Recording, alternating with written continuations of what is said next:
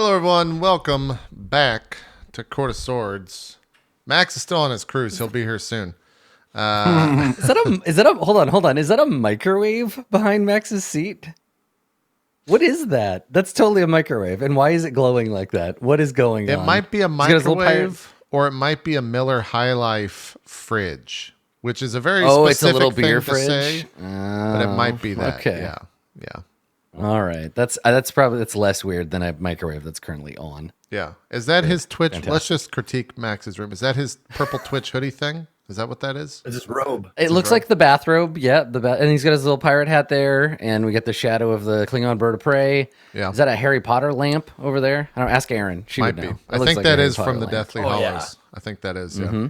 Yeah. I think that is. There's a player's handbook there. Those are D&D books it's sitting on top of, which is why you can tell Max hasn't read them because he's got a fucking lamp on him. They're propping up his lamp rather than teaching him the rules of the game we're trying to play. So Nice. that's good. Nice. Yeah. That's nice. JP, put me in Max's house. Okay. All right. You're going to Max's house. Put me in Max's apartment. I want to be there. You're inside. You're in his house. I'm Max. Oh, look at me. I'm handsome and I make good voices. Look at me. Oh, I Hey, like Max. nerd stuff. Look. Max, how are your 2 cruises the past 2 weeks? Oh, my life is wonderful. Aren't you jealous of me? All right, put Zeke, me you're back going, you're going back to your house. It's dangerous. It's dangerous. All right.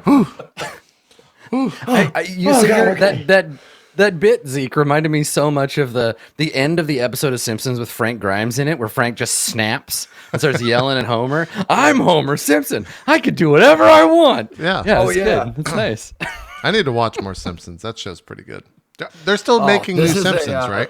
That's still a thing? I cannot believe that is true, but it certainly is. They're on like the 30-something season.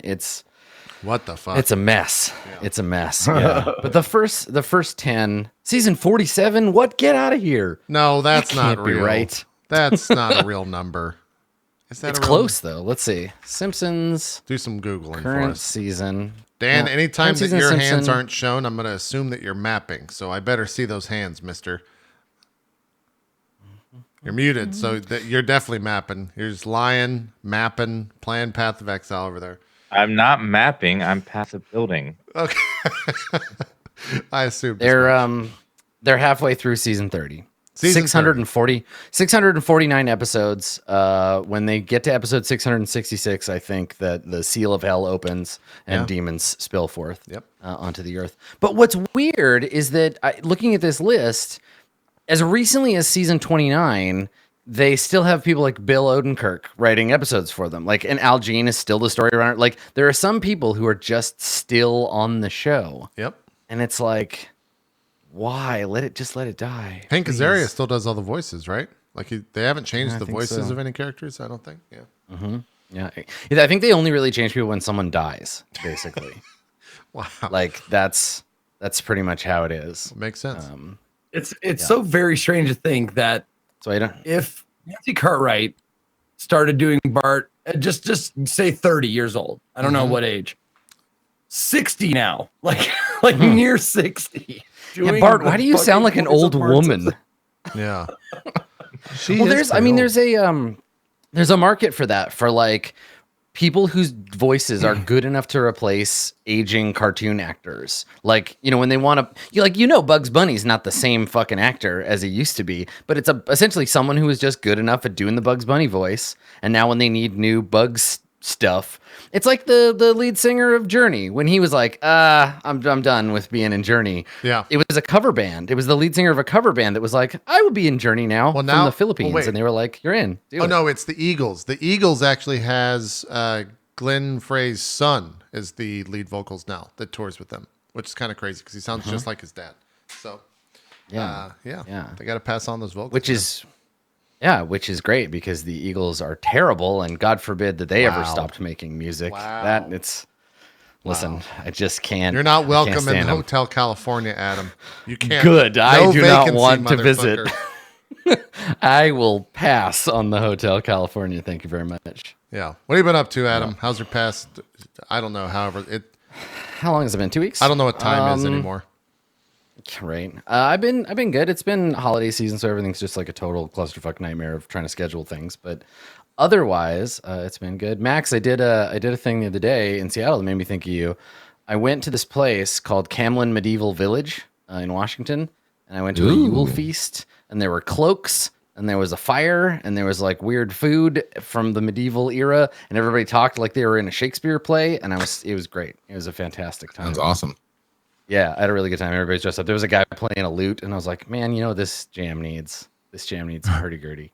But I thought you'd appreciate it. So if you're ever out Washington Way, maybe for PAX, we should go out to Camlin Village. It's like a 45-minute drive from Seattle. You can go check it out. It is cool. Dumb in the funnest way. Like the whole time you're just like sitting there like, yes, we can pretend that this is a medieval inn. That's cool. And you're kind of giggling and stuff, but like they're into it, and it's pretty fun. So there's a thing that Erin found, and I don't know the name of it off the top of my head. She does, but she's not here right now. Otherwise, I'd ask her. It's not LARPing because it's basically this like amusement park where people like play roles in it. Like they have character actors there, and they're walking around like a bartender or a knight or a wizard or an alchemist or something like that. And you walk up to them and they like give you a quest. And then you go and do this quest with your party. Yeah. Like bargain basement Westworld. Yeah. Exactly. Yeah, with humans instead of just underpaid humans instead of robots. Yeah. I wish I could remember the name of it. Cause they have like powder and stuff. So like the wizards throw this like colored powder into the fire and shit, and it looks like they're casting a spell and all this nonsense. And there's bards walking around. It's great. Wait a minute, like, are you afraid of the dark? Yeah, I've had more than enough wizard powder to last me my whole life, so I don't need any wizard powder anymore. Yeah, I'm good. I'm trying to cut back. It looks pretty cool. I can't remember the name. Otherwise, I'd tell you guys. They have like a full on site and like a YouTube video showing you everything. But yeah, you basically go there and you like get quests. You can like go to the bartender and like meet up with other people that are there, like adventurers, and they like give you a fucking quest and you go and do this shit. And it's apparently supposed to be pretty cool, but I don't know. There's this thing called True Dungeon that they do. Anybody who goes to Gen Con's heard of it, where it's like somewhere between a team building exercise and a LARP, where they set up a dungeon. You go from room to room, you solve puzzles, and it's kind of like an escape room. But there's like there's characters that are dressed up, and I think these things. It's funny for someone who like plays make-believe for a living. When I'm in those situations, I just have such a hard time taking them seriously. Right. Where when I did True Dungeon, it was like an undersea one, and me and my friend Dan were like in the room, and everybody's getting ready to like do the puzzle, and me and Dan just were like talking to the mermaid. We were just, "What's up? You been a mermaid for long? How's mermaid life? When you're done with this dungeon, you want to hang out and get a beer?" And I just can't take them seriously. I just always find them so silly. And I had that same feeling at this medieval dinner where I was just like, you guys are so into this. Yeah. And I'm not going to ruin it, but I'm going to sit over here just being like, yes, nerds. That'd be good. Do your thing. It's called Evermore Park. That's the name. Of course it is. It's in Utah somewhere. Right. It's different from Everclear Park, which is also in Utah, but that's that's a trailer park, and you don't want to go there. They have quests and all this crazy shit on there. It looks kind of cool. I wonder if any roleplay fans that watch this have been to Evermore Park in Utah. Let us know. I want to know if it's like just awful or if it's actually pretty sick. Just tweet at us or something like that, and we'll recap in future episodes. Well, cool. I hope you had fun in Seattle, Adam. Hopefully that you got all your turkey legs out for the season. I did. I had some boar. We had some goose. It was great.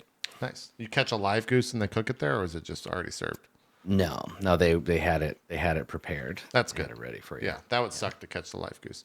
Yeah. I don't want to work for my food. I just want it to be brought before me. Yep, that's the way to do it. Zeke, what's going on with you, sir? How's it been? It's been a week and change. Actually, it's been like 6 days since we've spoken. Yeah. Everything's going great. I'm playing Mutant Year Zero, which I am absolutely loving. It has a lot of the it has like the basic like combat style of XCOM with a lot more forgiveness. Yeah. And basically because it's more, you're playing as protagonists, as PCs. So there is like if everybody dies in the battle, you obviously lose. But if like a couple people die in the battle and you still win the battle, they pop up with like 1 HP because they're main characters in the story. So they have like voice lines and dialogue and shit like that. So there's a lot more forgiveness in the game, but it's also really cool. Like the mechanics of it, like I'll talk more about it tomorrow, I'm sure, but yeah. The mechanics of it are really cool, and there's more exploration and all that kind of stuff. It's a fantastic game. So I've been playing. I played that a little bit. Did I play anything else? Finished Spider-Man. Oh, did you like the ending? Spider-Man? Yes, loved it. It's the best part of the game. Absolutely wasn't loved it? It's the first game I've played in a long time where I'm like, that was a pretty good ending. Like they actually did a good job with that. It didn't just like kind of trail off. Well, speaking to its quality, it's rare when I actually see the ending of a game, and that's not due to skill, because I mean I can beat my head against a game long enough and eventually win, save one. Right. But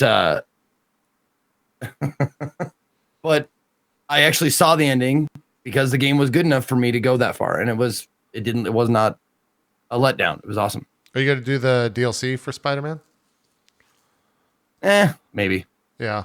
I think there's, oh God, I forget who, they introduced a bunch of villains in them. I don't remember the names of them though. Well, I'll tell you this, like after I got done, I had like 2 hours left to my broadcast when I finally finished the entire game. And I was like, man, I only got 2 hours left. You know, let's go back and do some of the collectibles. And I started, and about 15 minutes and I went, you know what this feels like? I'm going to stop, because you know what this feels like? I just had an orgasm and I'm trying to keep going. Sure. I get it. Yeah. Yeah, that's a fair analogy. You're like, I should have. The thing is, you got to realize you should have taken longer to get there. Is the thing. You could have enjoyed the journey, but now here you are, and you're like, God, it's game's over, and now I got to take a break. Yep. You don't do full play slowed your roll. sex. Yeah. That's right. Yeah. So there you go. Spider-Man is the orgasm of video games. Put it on the box. That's Zeke. Perfect. But I mean, I didn't like rush through the game. Like I did a good chunk of like the pigeon missions and the backpacks and the challenges and all that kind of stuff. I mean, all told, I probably had like 30 hours in it. Okay. I think that's about what I had ish. Maybe a little same. Maybe a little Yeah, short. Yeah. It's a good game. Check out Spider-Man. There's essentially one set of collectible like missions that are just boring as fuck. Everything else is fairly easy, but once you get to the challenges, it's like I think that's where most people check out or go through to 100. The thing about Spider-Man, we might have talked about this before, but who fucking cares? The best part about Spider-Man, web swinging is great. The fucking story's cool. The puzzles, that's the first game where I've ever been like, fuck yeah, it's time to do more puzzles. And I think it's because they're easy. I think it's because I was like able to go through and be like, all right, I know exactly what to do here. And I could solve them with ease. It was good. I like the puzzles in that game. They're 100% good. Yeah. Mr. DansGaming, there are things that I could obviously talk to you about, like Path of Exile. But before or maybe even in place of that, have you heard what Skrillex has done to the Kingdom Hearts franchise, Dan? Have you heard the intro trailer by Skrillex? I listened to a little bit of it, and I was like, this is different. Man. Something. I've never had my hype deflated more. It's as if he went and killed Mickey Mouse for me, Dan. I can't deal with it.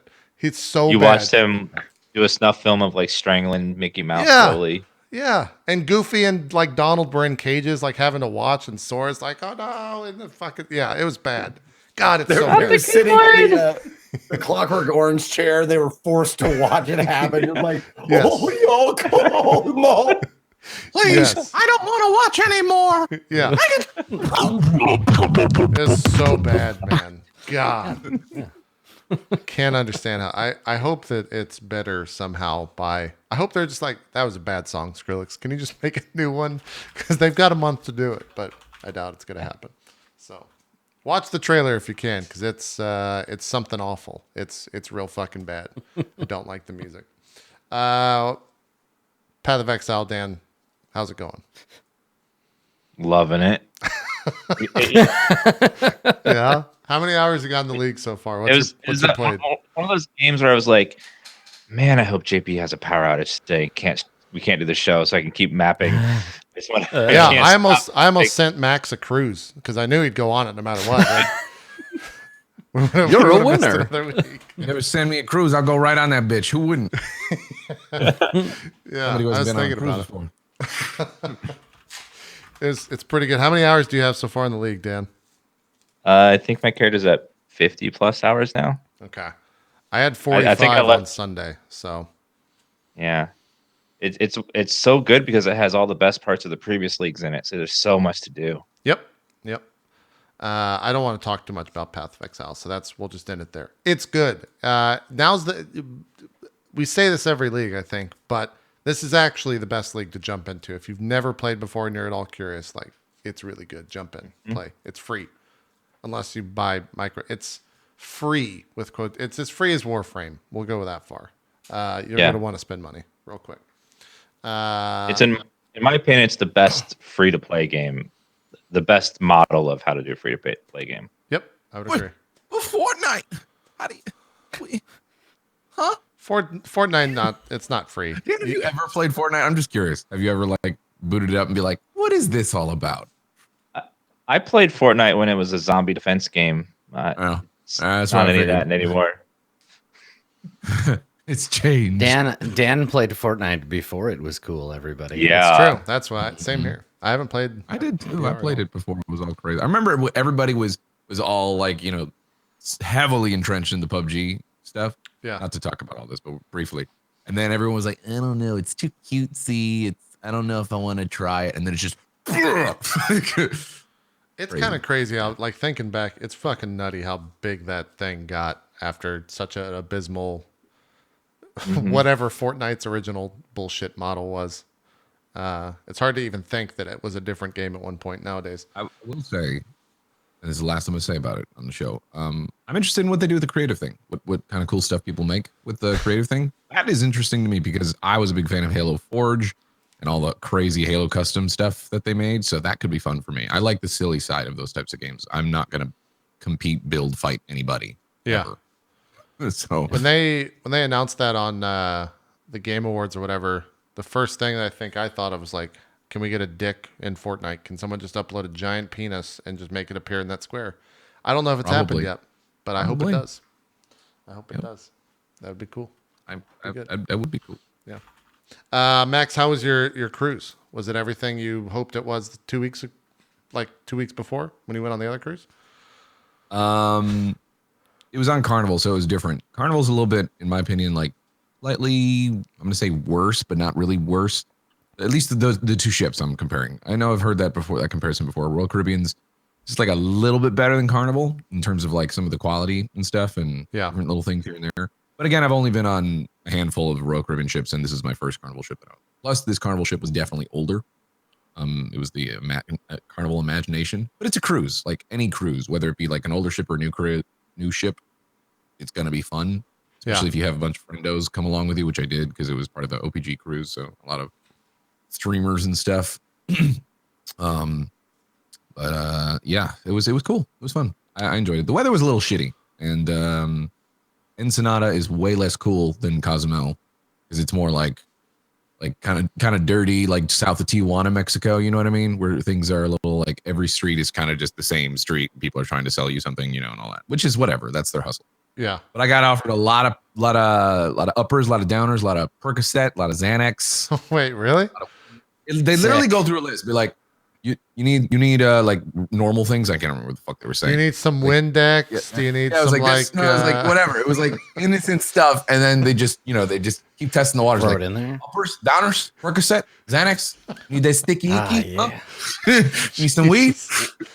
Welcome to like, El Pharmacy. Christ. That went from like, holy shit. Yeah. Hey, come on in shop. You want some drugs?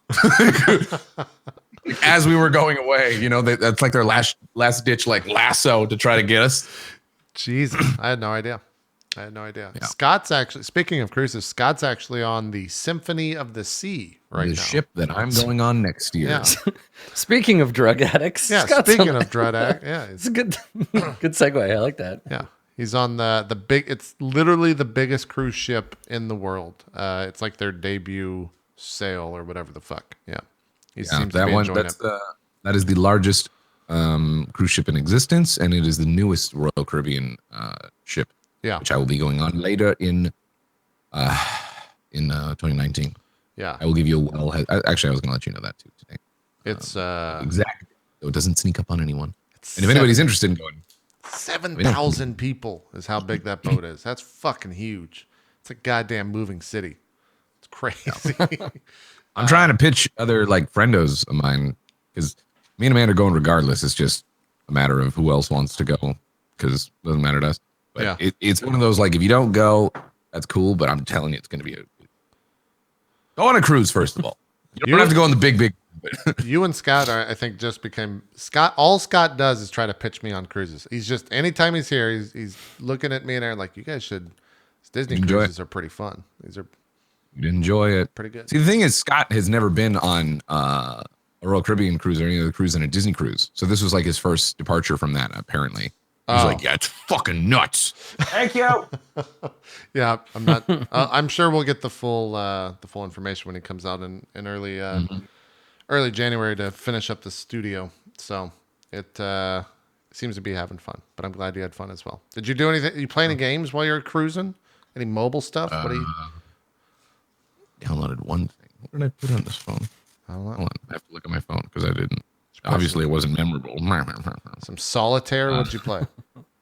I downloaded but didn't really play it.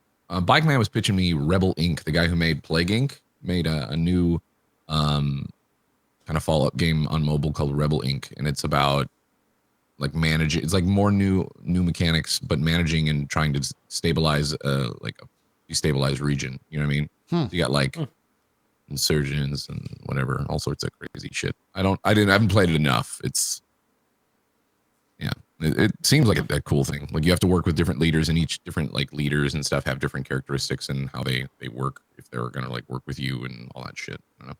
Huh. It's neato. I think you can play like the military, or you can play the civilian side, so you can do like the politics more route, or you can do military kind of shit. Yeah. Anyways, the guy that made Plague Inc., I mean, that was a solid game. They just took a concept that already existed and went further with it because Skinned it. originally made. Makes sense. Well, cool. But other than that, no. Yes, I don't know. I played the Forest DLC update thing. That was kind of cool. Yeah. Is that game's out, right? Like it's out of early access? I believe so, yeah. I'm pretty sure it's been out for a bit. Aaron, that Forest is like Aaron's favorite game, I think, in the past Good game. year. So Good game. Pretty That's one of my into it. favorite survival games. It's really good. It's also a good example for the Unity engine. Like Mike's said a lot too. Like there's a lot of crappy games that came out for Unity.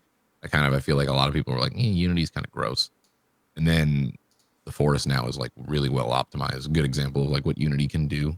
Yeah. It's not like the most graphically intensive game, but it runs It looks really pretty well, good. especially considering how deep some of those caves are that you're going into, and there's not much stutter and all that shit.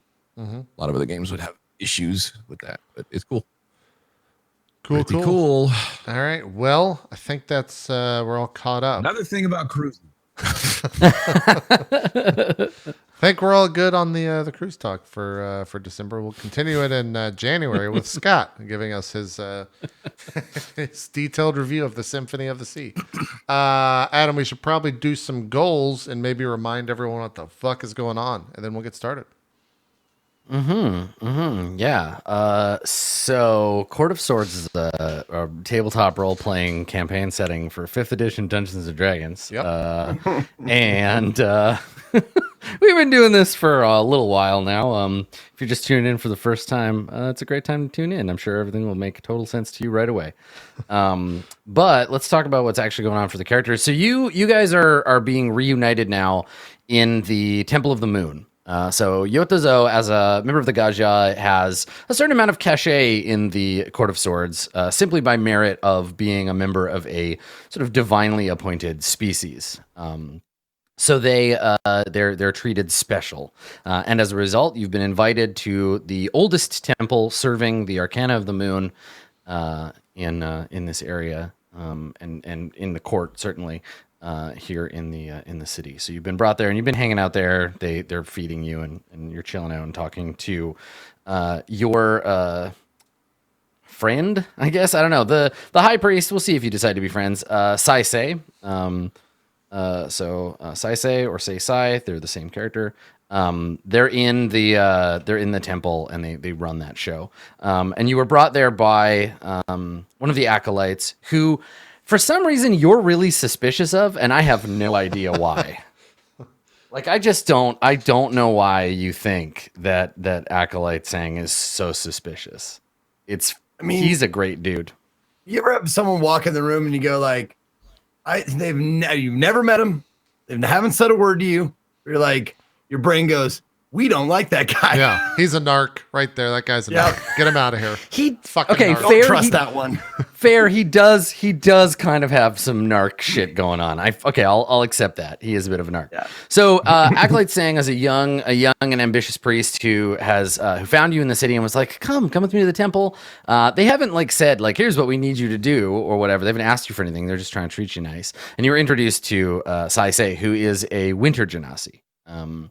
And leader of the temple, who has said to you, "Hey, I would love to meet your friends. Let's get them on up here from the crappy tenement that you all live in, and we can chat. We can have a conversation." Maharib also made a new friend. Yeah, Maharib made a new friend, the apothecary, Dr. Zia, and she was kind of like, "Hey, you should watch yourself around here, asking about Imix and the embers and stuff, because."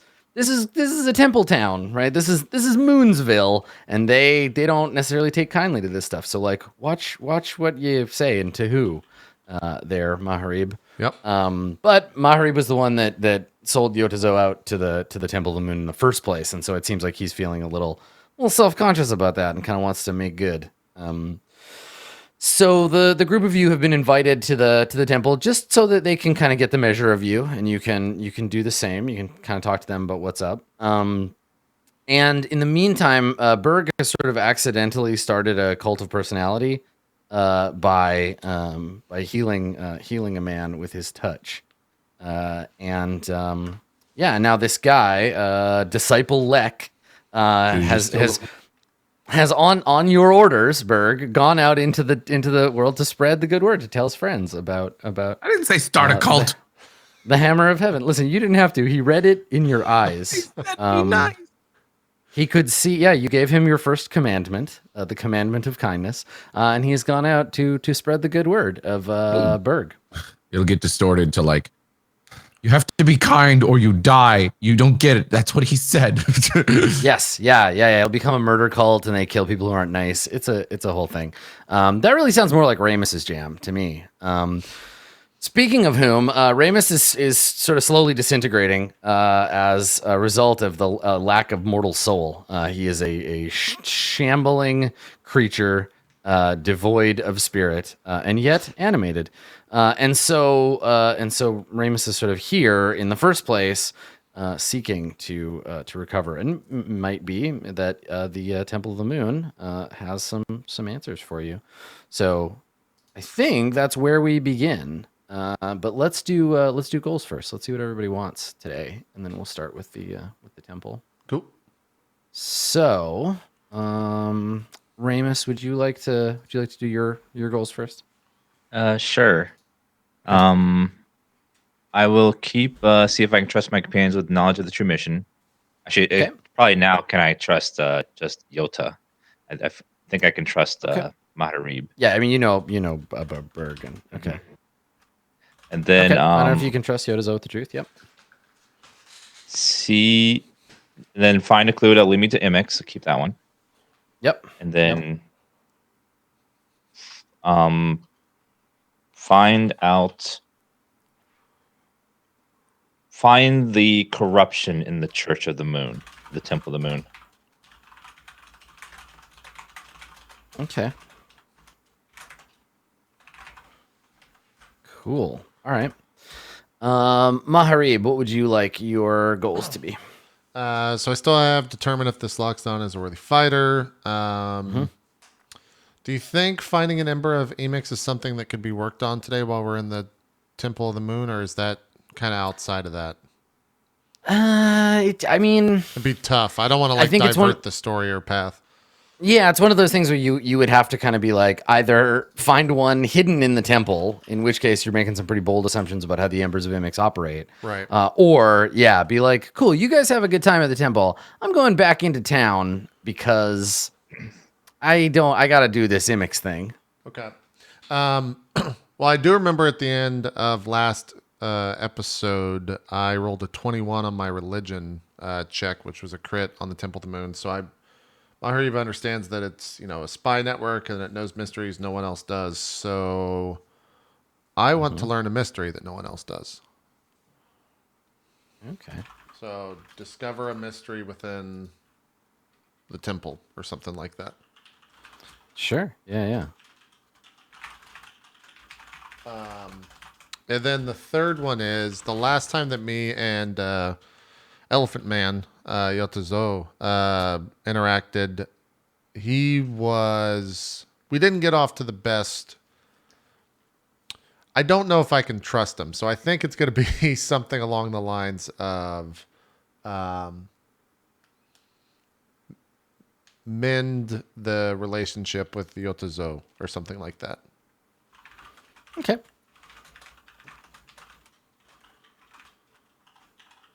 Sounds good. Okay, cool. And then Zeke, you want to do yours? Yeah, I'm kind of struggling with one of them, but we can talk about one it. of the goals is ask the monastery to help Ramus. Yep. The second one I came up with is teach a class on drunken fighting to the Temple of the Moon acolytes. Oh, cool. Okay. Spread the word of my newfound technique. Yeah, I like it. And the last one I wanted it to involve Berg. Mm-hmm. And what? No, I didn't see any of this happen. Like I was in the temple the whole time, so I don't know what the fuck's going on with him. But I was thinking that I would like to try to teach him how to gain inner peace and meditation and that kind of thing. I'm trying to work that into a goal. Somehow, okay. Because what I have written down is it's not what I want to do. It's just try to indoctrinate Berg into the way of the monk, but that's not what I want to do. Mm-hmm. Well, that's what I'm saying. That's what it was just like a precursor idea. Okay, but maybe that's not something like. Yeah, so you want to I feel like there's some interstitial step between here and there, right? Like you don't really know Berg that well, so you don't know if he needs that or not. So right, and I haven't your seen goal. a fight either. Your goal could just be get to know Berg a little better. I mean, we're all leaning towards Mahari wants to determine if Yotozo is a worthy fighter, and if you have a goal about fighting, this is totally just the Enter the Dragon episode where everybody fights everybody, and there's a tournament in the Temple of the Moon where you have to fight, and the winner gets to rule Outland for 100 Sword of years. Swords, Cell Games. Let's do it. What about this? What if, because I know how much you kind of try to steer us away from get to know you questions, get to know you goals, because they're just hard to resolve. Yeah. But someone said in chat, and this is something that I'm sure Yotozo would like to know, is what is the deal with Berg? What the fuck is inside of him that is that could be a goal. Discover the origin of Berg for Yotozo. Well, just get to know. I think in this case, get to know Berg better is reasonable, and you won't get a ton of experience for it, but it's certainly something that's possible. Okay. Careful though. I warn you, the ones who get close to Berg die. That's true. Or they used to anyway. Yeah, they used to. As soon as you resolve that goal, you just die instantly. Yeah. Or they become dragons, or they. Yeah. Right. Okay. What? I was gonna say something. and it's gone now. Yeah, I What can if- swear there was another guy, but What if your whole dragon thing, like, what if you ended up like not being safe and protected from the thing that was protecting you? I can't remember the boss thing or whatever the fuck. The giant god. Yeah, the giant god, and then you just get like put into a omelet. no, Well, then that wouldn't be my wish fulfilled then. That's true. probably my breakfast special. Yeah. Okay, so you want to do get to know Berg better? That's fine. That's like a thing you can do in a scene. I'm interested in learning what that's like.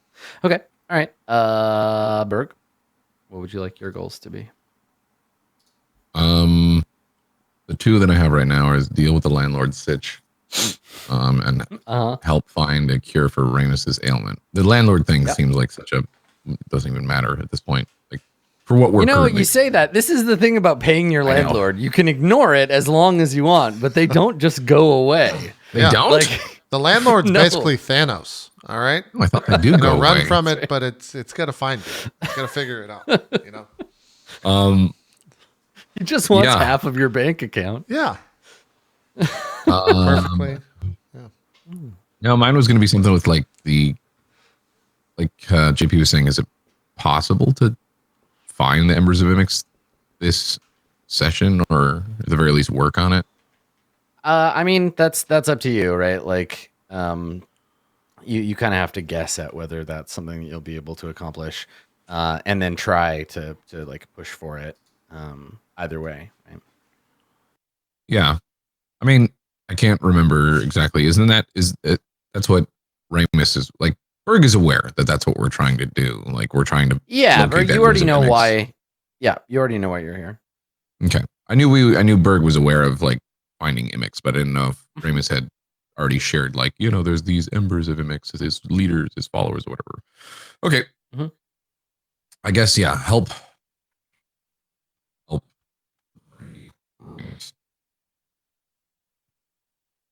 Were there words there? You came out ghost. All What ghost was voice. that? You came out like a ghost all of a sudden.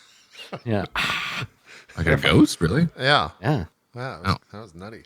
Well, the party connect with the Embers of Imix. Okay, yeah. Good, great, awesome, sold. So yeah, I think that let's begin with Yotazo inside. And so Yotazo, you are a guest of the Temple of the Moon, an ancient and hallowed structure built into the side of the cliffs above the city of Bakna, source of the river Maybach, and the source of essentially all life in the Court of Swords. The water flows from here out into the Riverlands and feeds the court. So you're in a very sacred place, and you've been invited as a guest, and it contains everything that you would imagine a monastery would contain, right? There are halls wherein scrolls are kept. There are dormitories for the monks. There are chambers of prayer.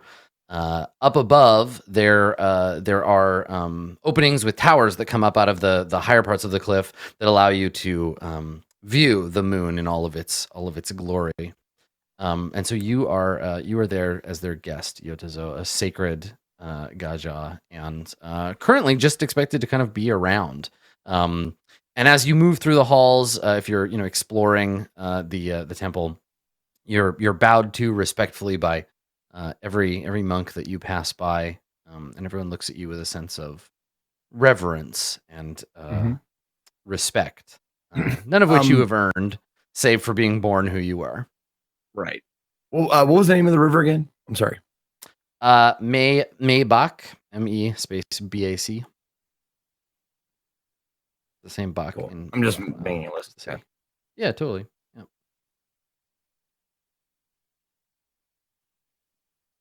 Okay. So what do you do? Like, you've been here for a little while. I believe they told you that, like, we're gonna go get your friends and we can all talk. But you have a little time to kind of just hang out on your own. What are you gonna do? Yeah. So I start just going from like anybody who is, I mean, I'm walking around touring the area and stuff, greeting people, and anybody who looks eager enough that they would talk to me. I would tell them that, what time of day is it? Is it night or day? I mean, you don't really have any idea. You took a long nap, and then you've been walking around the inside of this cave, this sort of cave structure. Okay. I'll just tell everybody that when the moon is at its highest, first I'll ask if they do like calisthenics or exercising and stuff like that, if there's an exercise area or whatever. And if a gymnasium. There you go. Yeah. Once I find out where that is, I will invite anybody who is willing to come. When the moon is at its highest, I will be spreading the knowledge of my new fighting technique. Okay, so yeah, also, I mean, like if you've taken a vow of straight edge, I don't know, like no drinking, no drugs or whatever, then this class might not be for you. But because there will be libations. Yeah, I think Sang says to you, because he's just around you all the time. He tells you, of course, the Temple of the Moon has a fine space for practicing martial arts of all sorts, unarmed, with weapons, archery. We embrace a multitude of techniques, and he kind of laughs and he says, there are none among us who practice vows of stoicism as you describe. There are rituals required for the Temple of the Moon that would preclude such oaths. Well, but of course, I didn't want to. I wanted to make sure not to make offense before I spread the word, of course. And he smiles and he says, well, as you can see, most of the temple is built of stone. We have no use for carpentry. And gives he like flat stares at you for a second to see if it's gonna land, and then you left. Yep. And he smiles and nods politely, like, thank you for the receipt of my joke. And he says, I am sure that the acolytes would be delighted to learn your fighting style. Perfect. Well, then you spread the word and I'll help, and maybe we'll get a handful of eager young minds that we can drown, so to speak. He nods. He says, I'll have someone visit the village and bring some libations. Perhaps after our meal with your friends. Tell me, Iota, what do you know about these traveling companions of yours? I know that the High Priest is very curious, and I find myself curious as well. Well, they're not a talkative bunch. Kind of dour, gloomy. That one fellow, the orcish fellow, I don't know very much about him yet, but the big one is in the employ of the little one, and the little one seems afflicted. And Afflicted. Yes, something is hollow about him, like a cottage with the lights on but no furniture inside. Interesting. I thought so as well, and I thought maybe the temple would have more answers than I could give. Well, I'm afraid that in most cases, the Temple of the Moon provides more questions than answers, but perhaps there could be healing found here for your friend. Has he said more about his ailment? How it started? Symptoms? Things like that? Well, he's not much of a talker, and he's a religious sort, so they tend to speak in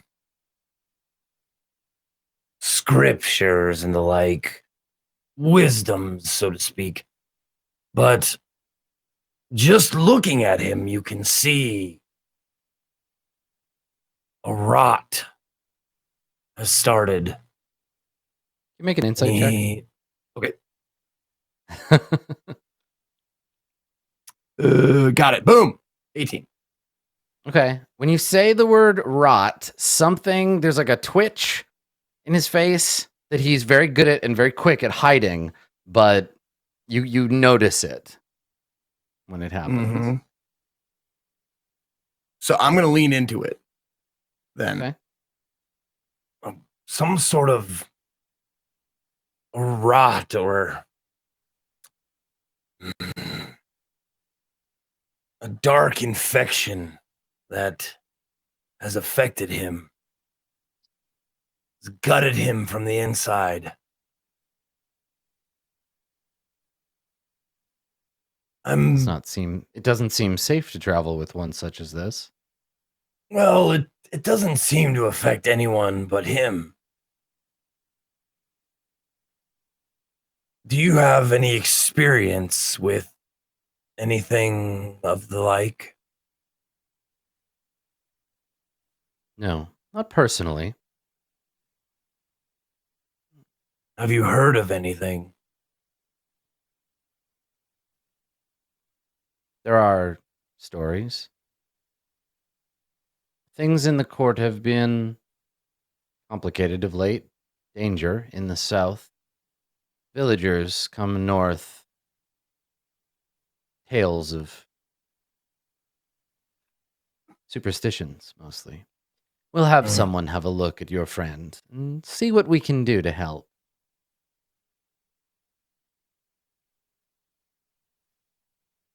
I thank you. And when you finish the conversation that you're having, you find yourselves at the entrance to one of these gymnasiums. There is a space you can hear the familiar sound of fists hitting flesh and bodies hitting floor, hitting the practice mats. And we see a big circular room, and there are a bunch of monks in blue and gray robes sitting in a circle, watching two other monks spar. Basically, they're fighting. Around the outside edge, you can see racks with weapons, swords, flails, various implements of martial combat. And you stop by the door, and Sang says to you, "This is only one of many such facilities we have in the temple. It is our belief that the servants of the Arcana should be prepared, both in body and in spirit, for whatever threats might come. Thankfully, we have not had to exercise the way, but," he smiles, "best to be prepared in any eventuality." Oh, yes. I agree. This room will be perfect. Yeah, go ahead. Yeah. This room will be perfect. I look around, and I say, would it fit like 30, 40, or like 100? Yeah. It's like medium to small size. Like it's not huge. Okay. It's certainly not for like exhibition matches or anything. Okay. Well, I think I would like 30 of your more promising acolytes to join me here. Then they can spread the word that I have taught to them. Is that something that we can do? And yeah, he nods and says, I will ensure that you have both disciples willing to learn and an audience. Perfect. And plenty of drink. Yes, of course. Excellent. And if you need help paying for it, I'm more than willing to supply the money that is needed. He shakes his head and says, no, I wouldn't have it. No, we have plenty of supply. Do not worry. You are our guest, and so we wish to make sure you have anything that you need. This actually brings up a very important question to me. This wouldn't happen to be one of the temples or monasteries that make their own wine, perhaps? He laughs and he says,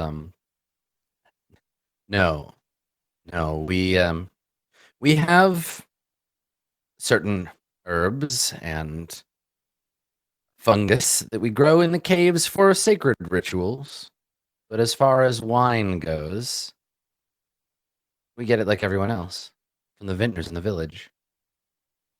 It was worth asking. All right, I will spread the word, and we will meet here after we have had some food with my companions. Yeah, and I think that's a great point. When you mention your companions, we crossfade to the outside of the temple. So Ramus, Maharib, and Berg, you approach the outside of the temple, and the temple itself, as I said, it's not entirely like carved into the cliffside, but it's built on some ancient structure that came before it. Much like many of these places in the Court of Swords, it's ancient dwarven architecture, and then it's been repurposed and rebuilt and built up by humans. So outside there is the river that kind of flows down into the village, and then grows and flows out into the rest of the court.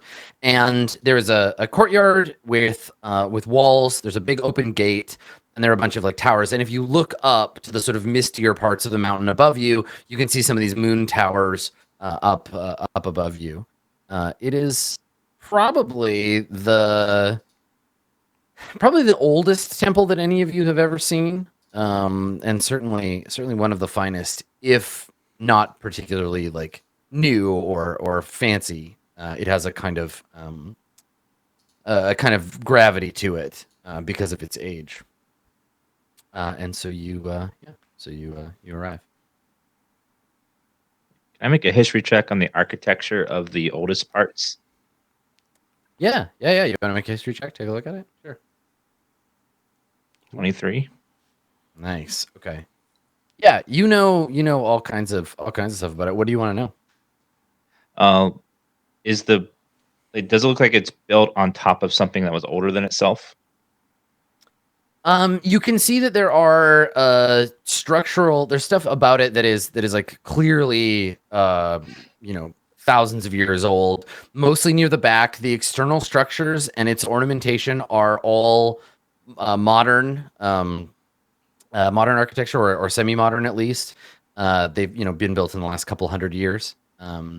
But the temple is a sprawling structure, and you can imagine just by glancing at the outside that the tunnels and structures on the inside must be deep and significant, just judging by what you can currently see. Okay. No. Did you have any other questions about it? No,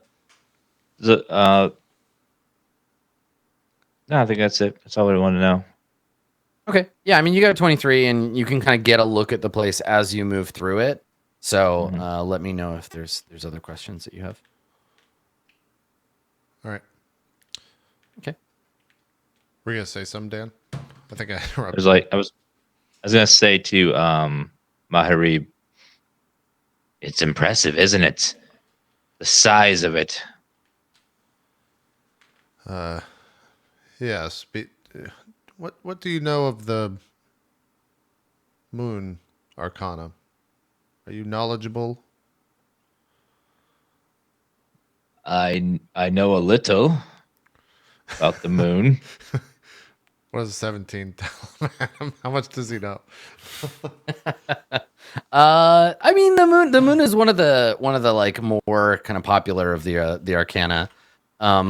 It's the one that people pray to, or the temple they go to when they are looking for understanding the unknown, whether in a literal sense of like trying to get meaning from something, but also in the more metaphorical sense of like acknowledging that you do not yet understand things about the world. And as Yoda has been finding out, the moon is very much about like mysteries and secrets and confusion, because the moon comes before the sun in terms of the traveling of the arcana.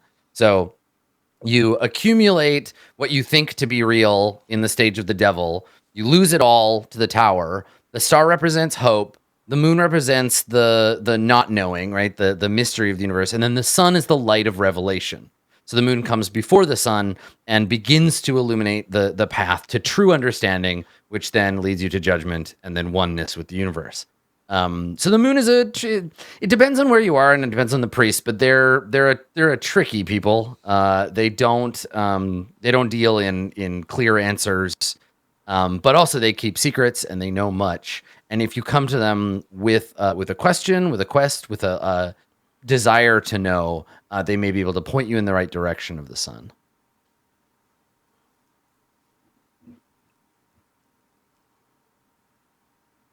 Yeah, that's about all I know. Right. That's perfect. Yeah. Perfect. Okay. I stare at you and stare back up at the temple and kind of like look back at Berg and lean in closer. In times of war, the Temple of the Moon would send out spies. That is what I know them to be. So, be on your guard. They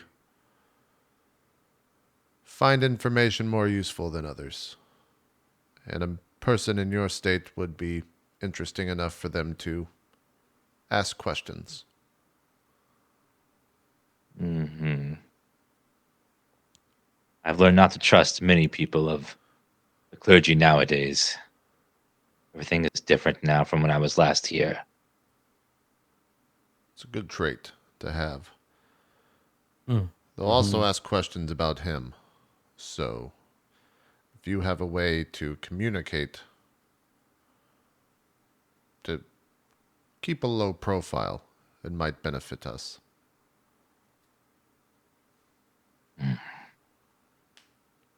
I'm curious, do your people build structures like this for your religion?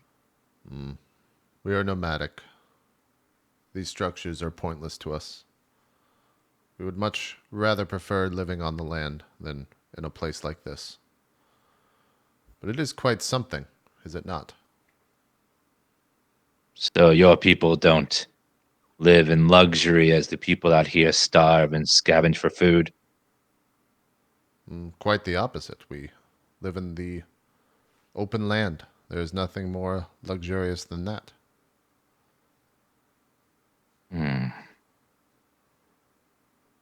Indeed. I see all the irony now that I once thought was so holy and righteous. I'm not even going to begin to unpack that statement. He must have seen some shit. He's got some shit going on. I turn around. Berg, are you comfortable letting Ramus do the talking while we're in here? Or like looks at Ramus. Like I'm looking at you like, what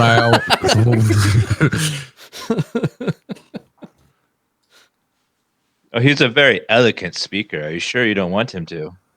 Then Berg is now like squinting at you a little bit more. That means niceberg. Ramus can talk. I do not mean a slight towards you, Berg, but just as I would not do the talking, it is better that someone with a silver tongue does. No offense made. To be blunt, he can lie well. And I just start to walk in the temple. It's nice to have friends that recognize your strengths. All right, so you head in. I think that as you move through the outside gardens, there are plants that are being grown kind of out here. You see someone tending to a bed of sort of bluish flowers that seem to glow slightly in the darkening light of the city. The sun is setting as you arrive at the temple and pass through the temple gardens to the doors. And when you get there, there is a monk giving you a look like he's waiting for you. You don't recognize him. He's just like a human monk, shaved head, blue and gray robes, got a sash on that indicates some kind of rank or position, and he's looking at you expectantly as you walk up, but isn't approaching or anything. He's waiting for you to get close. Okay, we get close then, or I get close. Okay, yeah, you just continue up. Right. Yeah, he says he bows to you, and he says, "Honored guests, we have been waiting for you. Your friend is within. Please come with me." Very well. And he turns and he takes a step and he stops before he crosses the threshold. And he turns around and he says, "Stay close, please. The interior of the temple can be somewhat confusing to those who are unfamiliar with its architecture." Understood. How dare you talk down to us like that? As if we cannot navigate these halls. You dare speak to us with such a tone. I just turned. He looks taken back. And I'm like, yeah. Even Berg is like, yeah, we're just both turning. Yeah, he takes a step back away from, like, he physically moves away from you, and you say that, and he blinks hard a couple of times, and he says, I meant no offense, honored guest. Just that the Temple of the Moon is a sacred place, and with it, there are ancient magics that somehow confuse those unfamiliar to their. I meant nothing by it. I simply. Just lead us on. Don't. Just go. And he bows deeply, like, yes, honored guest. And he turns, and you've just like shredded this dude. He's just like, oh god, I fucked up. I'm sorry. But he turns and walks away from you. And you want to follow him? Yeah, we'll follow. Suddenly you see Ramus with a little bit more spring in his step. I yelled at someone. Yeah. Yay. Ramus is one of those people that makes himself feel good by making other people feel bad. Yeah, it's good. He took several levels in Bully.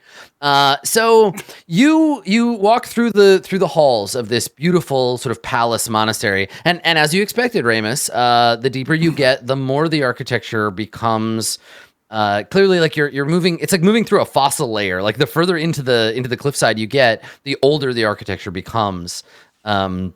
You can see places where the architecture has been built and rebuilt and reinforced by human hands, but the work of the dwarves is all over this place. And you are led down the hall to a door, a massive door made out of silver and dark wood, and on it there is two panels that depict the moon above looking placidly down on a pool, and all in chased silver on a dark, like, ebon doorway. And the monk stops and he says, "Beyond is the great hall and the high priest. So I say awaits you, but if you wish," and he gestures to another side door, "there are rooms available for you to become more comfortable, to refresh yourselves before we eat." And he doesn't make eye contact with or even really look at Ramus. He's just kind of looking around Ramus.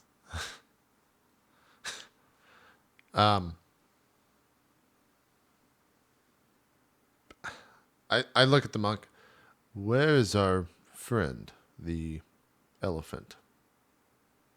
The Gaja is within. He has been in the temple for some hours and has been given a tour. He will await you. And he gestures the big double doors. I see. Ramus, are you comfortable entering? I'm fine. Unless one of you want to freshen up, don't mind. Berg? Berg like stretches, cracks his back. You hear. Didn't sound like a fart, by the way. It was a normal cracking sound. I mean, that's if Berg just wants to let one rip. That's cool too. You just let one rip. Yeah, no. It's fine. You got he fucking just 6 cracks back. charisma. It's cool. And then I'm fine. Let's go. Very well. And I start walking towards the doors. I'll open them. Okay. Yeah. You don't have to open them. When you approach, they open on their own.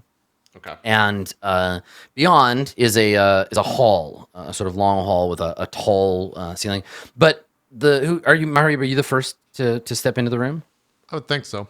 Yeah, I do one of those Okay, I things think where before I put my hand out and then the door opens and I just kind of put it down slowly. Yeah, it swings open. So before you step into the room, you notice that the floor, there's a bit of like a moment of vertigo where you look at the floor and it's like pitch black. It looks like darkness, and you can see almost like below the surface of the floor little like winking points of light. So it's almost as if you were standing at the edge of a cliff, and instead of a floor beyond, there is a void of space with little stars like floating in it, and you just like stop yourself before you step off the edge. I'll turn around to the priest.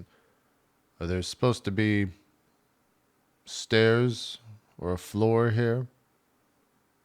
He smiles to him, like, almost to himself, and he gestures up, like for you to look at the ceiling. Okay, I turn and look up. Yeah, and so you like look in and look up.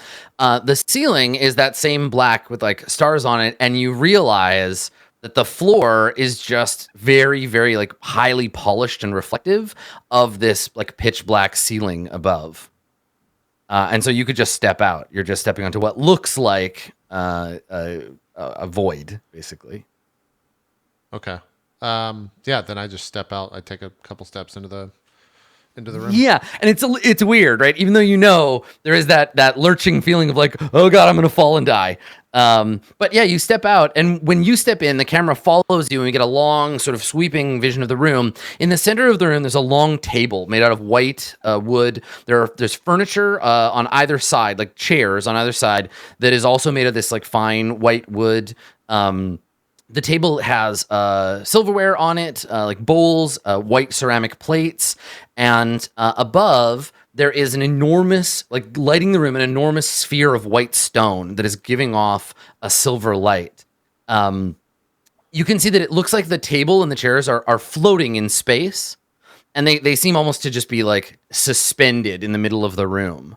And as you walk in, you have this vertigo feeling of like walking into the horizon of the celestial sphere.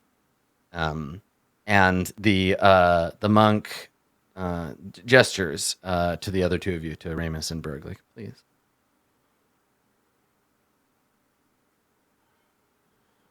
I step into the room. Okay. All right. Yeah. So you head in. And once you're all in, the monk walks in, the door shuts behind you, and across the hall from you, you see another set of doors opening on the other side, and you see Yotazo and another monk, and the two of them seem to be having a conversation. Yota, you've been led to this hall. Sang got a notice. Someone came to tell him, like, Sang, our guests are here, and so he brought you here into this hall to await dinner and to see your friends. And and you guys see Yotazo and this monk. And Yota, are you wearing your own clothes, or are you wearing like the moon robes they gave you? Oh, definitely which. Okay, I asked them to clean my robes, right? Yes, yeah. That's gonna take some time. That's fine. If they're not clean yet, then I'm wearing whatever's clean. Yeah. They gave you some like really nice, fancy like silk robes with like a big white like sash, and probably some like jewelry. So you see Yotazo, and he is just dolled up. He looks for maybe the first time you've ever seen him like the sacred Gaja that everybody keeps acting like he is. He cuts quite a heavenly figure when you see him. Okay. And next to him is the priest, sing, right? Yes, yeah, the monk saying. Okay. Well, I will approach them, however far off they are. And I think when they finally get within speaking distance, where I'm not just shouting across the room, Yeah, sure. I'll look directly at the priest and then look back at Yota and say, "This man offered me 20 gold pieces for information about you. I see that he found you." Indeed, he did. Please come in. We are honored guests in this house. Have a seat. We are to have a meal and discuss whatever topics happen to be on our mind. Is it we that are honored guest, or is it you, Yota? Well, it would appear that perhaps I'm more honored because of how I look and what I am, but they would probably say you are no less honored than me. I'll just be treated a little differently. I see. Do you have... And Well, go ahead. the monk, when you say that, the monk is nodding, like everything Yotazo is saying is like sagely like wisdom. Like, yes, this is true. The truth spills forth from him. And the monk saying, he interjects, and he says, as is the will of heaven, we all have our place, but we influence those below us. Much as the moon pulls the tide, so too are our destinies tied to those closest to us. You find yourselves a guest this eve in the temple of the moon, among hallowed company.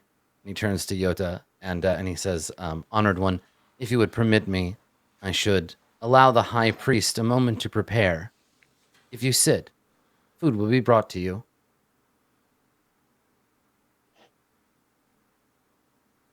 I look towards Yoda to see if he's going to sit. I'm already sitting. Oh, okay. So you're asking him. Yeah. Okay. So Yoda's just like, sits down, this big white chair. Do you just sit down? Like, where do you sit? At the head of the table, or just at a seat at the side, or? Wherever. Okay. Is there like a place of honor where hold on. Where Saisei would sit? Yeah. I mean, like the traditional assumption would be that the high priest would sit at the head of the table if they were attending. I'll sit to the right or left of that. Okay. So I can have Saisei's like closest to me. Yeah, I sit next to Yoda then. Okay. I'd assume Ramus and Berg step in and sit down as well. Are they benches or chairs? They would be like kind of in between. So they're like flat wooden platforms with sort of slight like curves to either side. But they're wide enough to like that you can sit down on one without trouble. And then they have cushions on top of them. I was going to make it like a comment about both me and Maharib sitting on them and breaking them, but if they're like no chance of them breaking, then they're pretty stout. Yeah. Okay, cool. Does the priest walk away once we sit down? Yes, yeah. As soon as it looks like you're going to sit, he turns to go. Okay. I look at Yoda and say, this priest says many things, but they do not carry weight. Do you trust him?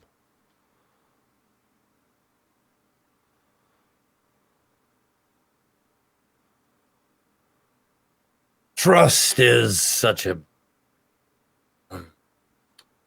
heavy word. Takes a lot of time to truly trust someone. I would say I trust you more than he, but neither completely, if that makes sense. Have I done anything to make you mistrust me? It's time, my friend. Time is all. I see.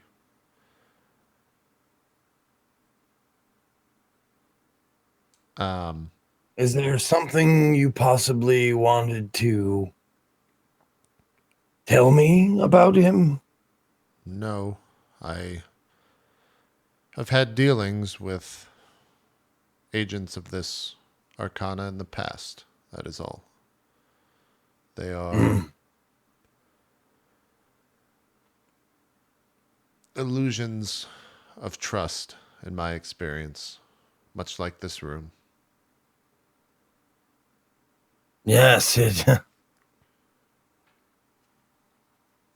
make a good effort to try and make you feel disoriented and lost, don't they? Yes. Do you have a purpose here, or are you seeking something? I do have a purpose here, but I think it'd be best revealed when our guest or our host arrives at the table. For it involves people here, and I'd rather everyone was here to hear it as to not repeat myself. Fair enough. If you I can- guarantee you, my friend, it's all good things. I see. Well, let's not keep too much time here. We do have a task at hand, and I kind of like look towards Krill, Ramus, as I say this. Yeah, I was gonna say, when you say that, do you look at Ramus? Yeah, and then I look at, and time is not on our side. Task? What task do we have that's so pressing? It would be better to talk about it perhaps under the sky outside and not whatever it is you call this. Right, and like looking around, are you? Does Mahari? Are you come off as like suspicious? Like, do you seem like uneasy? Yeah. I'm not comfortable in this. If I can't see like the elements, like the real moon or whatever, it doesn't. Sense of uneasiness for sure. Okay.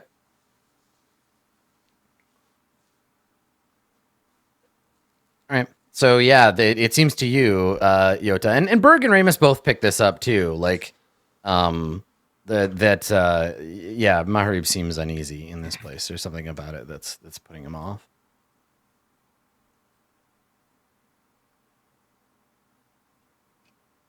Okay.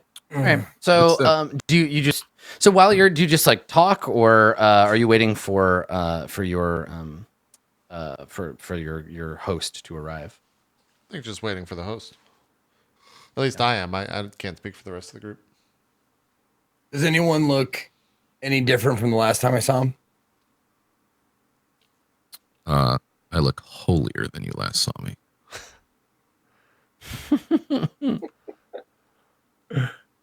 Bird, why are we laughing?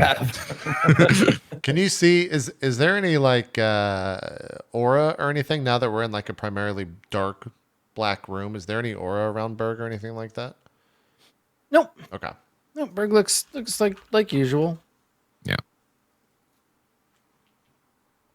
But like holier. Sure. Berg has an attitude now for some reason. But yeah, you can't figure out why. Yeah, no, but Berg looks the same. So, did the guy walked away, right? We're waiting for Yeah, he's just like, make yourselves at home, sit and wait. People will, and I think at that point, like at some time, you look up and yeah, monks, like the doors to the kitchen or whatever open, and there are some servants, like monks, that come in. I wonder if they would be, yeah, like this is like an honored position. They wouldn't just use like regular servants.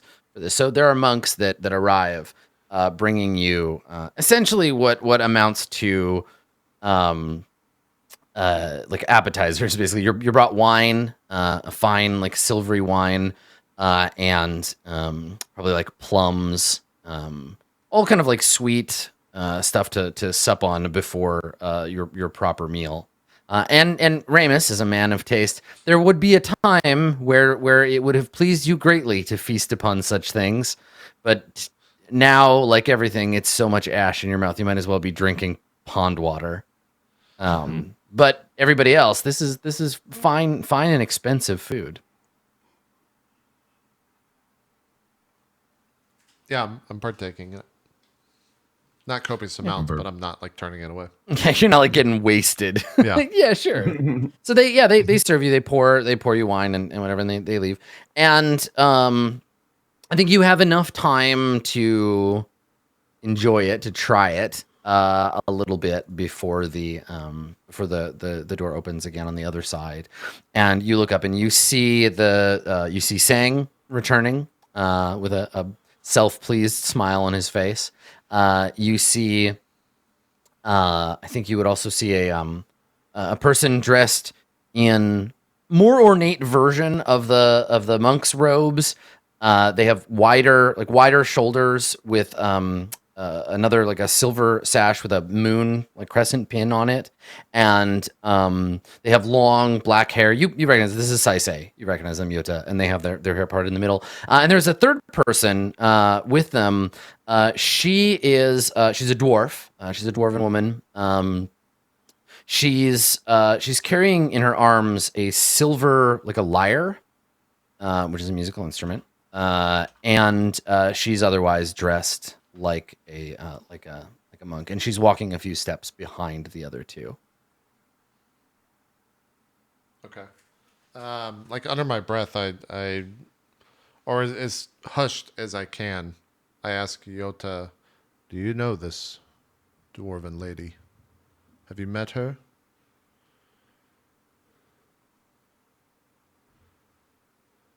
No. Did I see her walk around, or did I see her in the chamber of Saisei? No, you've never seen this woman before. Cool. No, but temple takes all kinds, as you will see. They will ask you something, surely. Consider it. Don't agree blindly. I'm sorry. What did you say? That they will ask for you of something and to consider it, but don't act blindly or don't agree blindly. Okay. No, honestly, just didn't hear you. No, I know. That's why I was repeating it. And then I think we're just waiting for her to get closer. Okay. Yeah, so they walk up and they say the group of them walks up and Sang bows again, and Sang says, "Honored guests of the temple, or High Priest Saisei." And you don't really get a bow, you just get like a slight head nod. And I think Ramus, probably you notice, because you're the jealous type, you notice that Saisei is just like looking at Berg. Like everybody gets a perfunctory glance and a nod, but Berg is the one that's holding Saisei's eye. And so they nod to you, and Sang says, "The temple kitchen has prepared a feast for us, but we thought some time to sit, a glass of wine before," and pulls the seat out for Saisei to sit down, and they do. And while this is happening, the monk, the woman with the lyre nearby, begins to play it quietly, a faint song reminding you of a winter breeze or rain on leaves. This kind of quiet background song that she's playing as you're speaking. And Saisei looks to, I guess, probably be like following the look at Berg, says, What think you of our temple?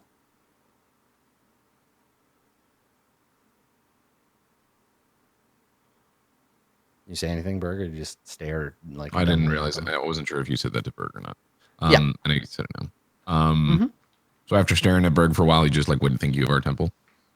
Yeah. Okay. Berg's probably like mid like eating. He's like, it's big. Good temple. And yeah, they nod. It is, though not the largest of its sort. Certainly the largest temple to the moon. There are some sections, older catacombs we have not yet categorized nor explored. And we've been at it several hundred years. There's always more to discover. I've always loved that about this place.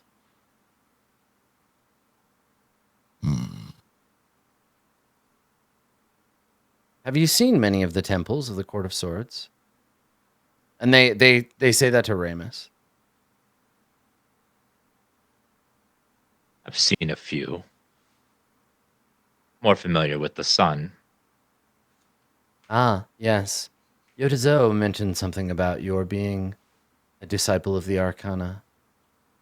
Our brethren in heaven's worship are always welcome in the Temple of the Moon. Now, you're not wearing anything that like indicates your faith, right? Like you don't wear the tower tabard anymore, or do you? No, just sort of all neutral black and the mask Right. over my head face. So the polite and are you wearing the mask at dinner? Yes, because Okay. people look on my face. It's not pretty. Yeah. So Saisei uses that as an opportunity to sort of press on that. Your mask, it's quite beautiful. Is this a part of your raiment?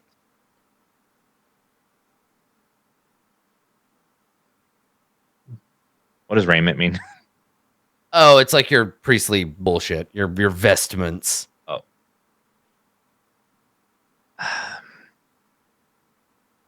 This is my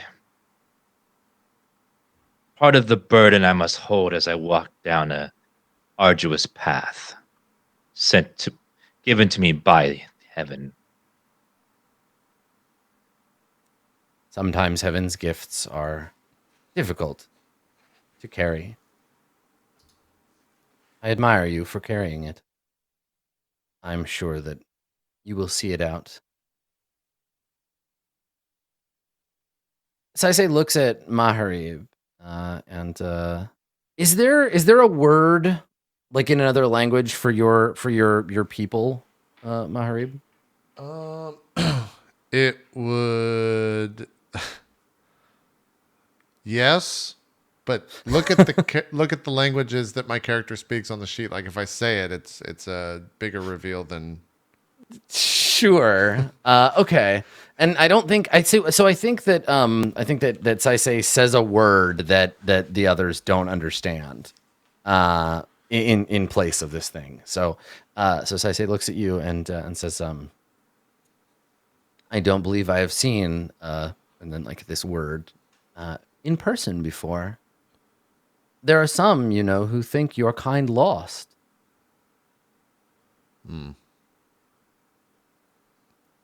It's not true. I am here, so we are not lost. Sorry to disappoint. Oh, not at all. Very little pleases me more than being able to see something that few others have. It seems that everyone at this table has some unique feature to them. Is that why we are all here? I had thought to ask you that question. There are those who think that our paths are laid out before us by heaven. We are simply puppets drawn along on a string. But in my experience, it is our feet that carry us from one place to another. Why have your feet brought you to the Court of Swords? I wonder. I would agree with that statement, and that man across the table is why I'm here. I make a nod to Ramus. Until several hours ago, I was employed by him.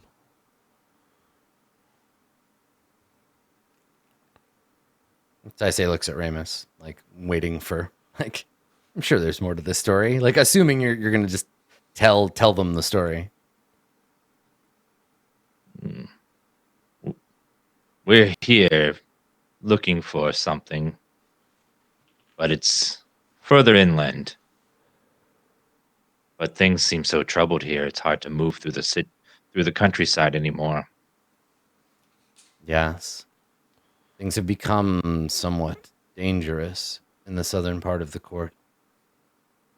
There's a shadow over that land. We have done what we can to alleviate it, but...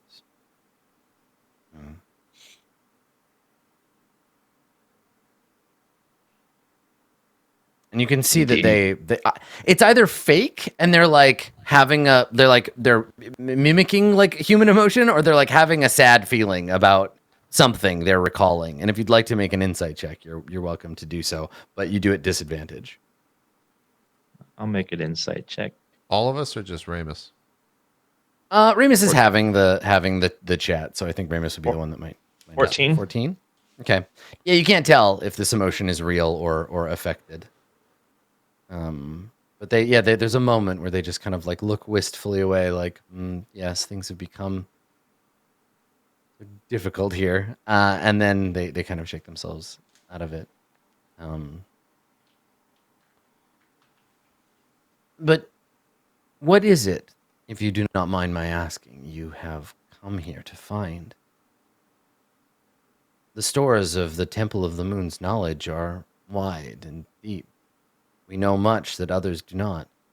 Perhaps we could be of service to you, Ramus, in your quest.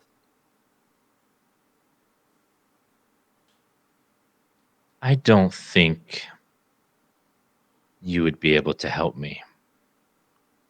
For what I look for is a cure to what ails me. That's when I take off the mask and show my face to him. Okay. I'm gonna make not only medicine. I'll make a Arcana check for them.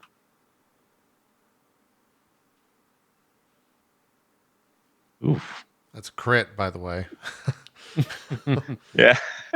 Doesn't show up green because it's a normal roll, but that is a crit. So there's a look that flashes over Saisei's eyes, and you can't quite figure out what it is. But if you didn't before, you now have their full attention. And they nod very slowly, like, fascinating. And the cause of this ailment,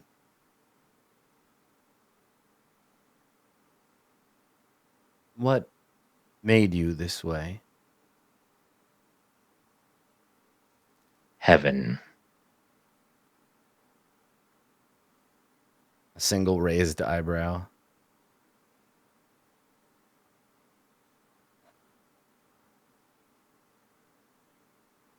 And you hope to find your way into heaven's graces once more to remove this curse you've fallen under. There is rumored to be a door in this realm that potentially goes directly to heaven.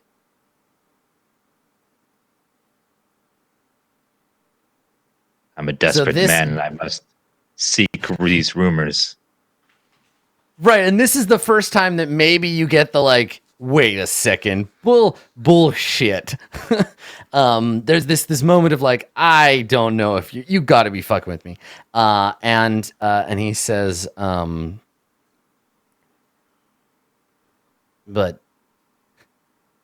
heaven is inaccessible to mortals.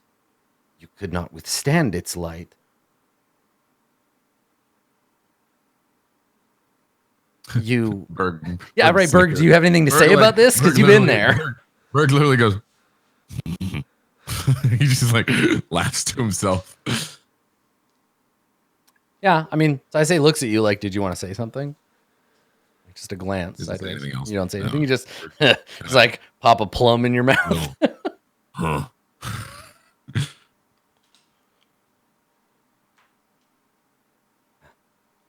Well, one thing I've learned, if nothing else, not everything we know of heaven may be accurate. There are members of the priesthood who would cast you out for saying such things, call you heretic, accuse you of truck with the Mara, but you find yourselves in the right company, I think. I know that this particular part of the Arcana appreciates such mysteries and knowledge that we don't know. What good would the world be if we knew all its answers already? Sometimes what matters is the seeking. That was I had one a thing premonition. Go ahead. that was one thing that always bothered me about the sun. They always knew all the answers. Yes, our bright brother is like that. There requires a certainty before judgment. But not so here. We revel in the mysterious. I had a premonition some time ago. One of my Cirrus, and they look at the lyre player when they say one of my Cirruses, saw your coming, a champion of heaven, a blessed of the earth, a guardian and a cursed man. I have to say, you are even more interesting in person than I had anticipated. So often the threads of these prophecy unravel and blow away before they come to fruition. And yet, here you are, vision made flesh. I can only hope to help you in your quest, though walk the halls of heaven. Even among the arcana of the moon, this is forbidden. And when they say forbidden, it's not a like scowl, like don't do it. It's like, this is forbidden. Like, oh my, how exciting. How taboo. Yeah, right. Like, ooh, you're gonna do the thing you're not supposed to do. And they say, but if what you seek is in the south, I have to share some grim news with you. The truth of the matter is that the Mara have infested this place.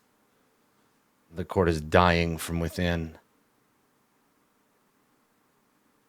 A soulless thing, hollowed out and filled with darkness. These past 10 years have been a decade of shadow, of growing power.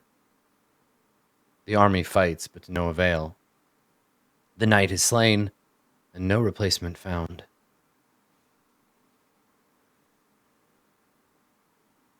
You will find the further south you go, the less like the hospitable earth you remember you will find the court to be. Poisoned soil, foul waters, as they were walking into hell itself. I say this only to warn you. There's a dark road ahead. Is there no resistance fighting back? Of course. The army does what it can, those who know the truth. We help, serve in our way. But the other courts, they've rejected our calls for aid. Coins, I think, likes to watch us suffer. Waits. Do they not? The carriage will leave the road and tumble into a ditch. All those within will be dead, and no one will be left to protest when Coins comes south to take what they believe is theirs in the first place. Ah. They do not believe it will spread outside of the Court of Swords, then. They accuse us of arrogance.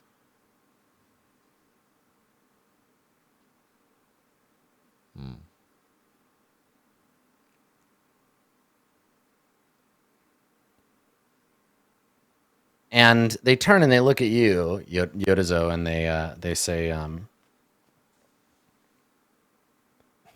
but you needs not all go. Of course, there is work that can be done from here in the relative safety of the temple. Ways perhaps to aid your friends without going south.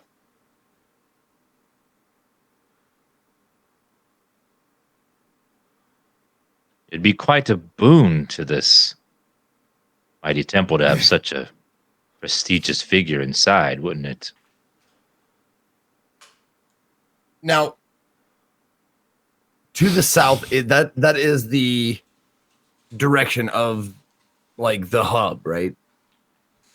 Yeah, I mean the sun temple, the monastery where Ramus was raised, that your family owns. That is, yep, it's right up that way.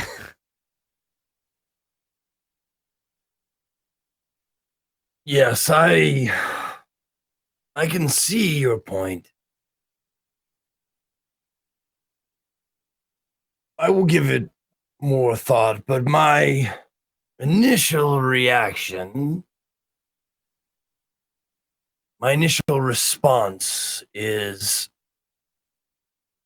to continue on with my companions, not only to help them in any way that I can, but it has been long since I've seen any member of my family, and I have a desire to see them, whether they are living, dead, or otherwise. I'm sure that you can understand that, even if you don't have family yourself, how important it can be.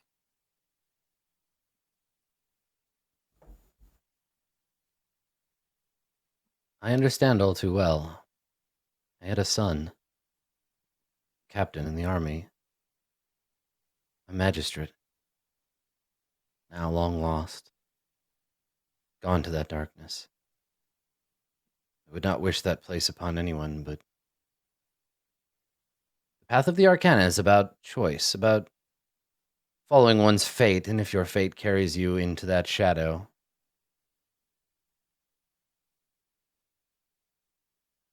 so it must be. Indeed. Or what if we are the ones meant to curb the tide, and we choose to avoid it, and then everyone suffers? I agree with what you're saying, and my calling is with them. And if you say that the solution lies to the south, and there's nothing to be done here at this particular temple, at this particular time, then we have made our choice, and we know our path. Is that the consensus of everyone at the table? I suppose so. Ramus, Berg. What? I like gesture towards Yota. He asked you a question. No, I know. But what was the question? Yota? What does consensus? What does that mean? Means the agreement of all of us, Berg. Oh. Yes. I believe so. Ramus?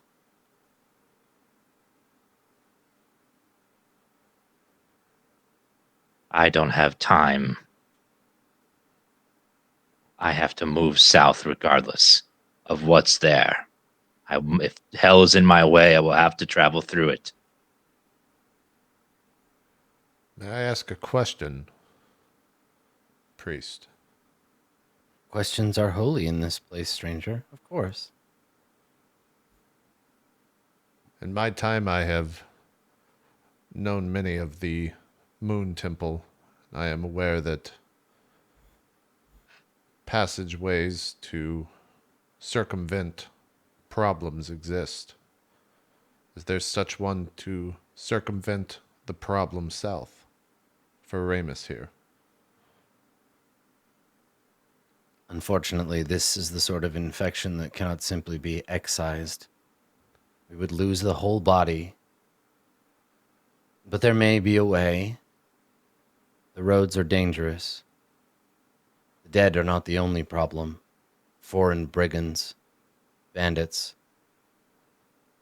You saw their handiwork on the road, I think. Mass graves mark the travels. Villages burned for no reason except that they stood in the way of a handful of drunken men. We have ways, a network. We could try to use it to send you further south, bypass some of the dangers. It would not be easy. There would be great risk. But it is possible. What would we owe you for something like this?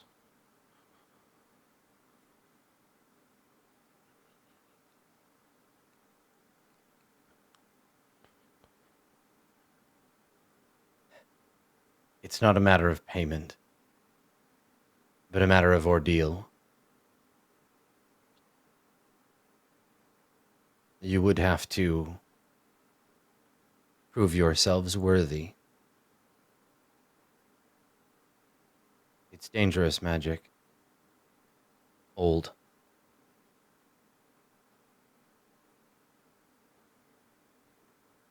I see. I wish that I could tell you more, but we're in a house of mysteries. Sometimes there simply is no easy answer. Did I miss something? Ordeal? I'm sorry, I may have already had a bit much to drink, but...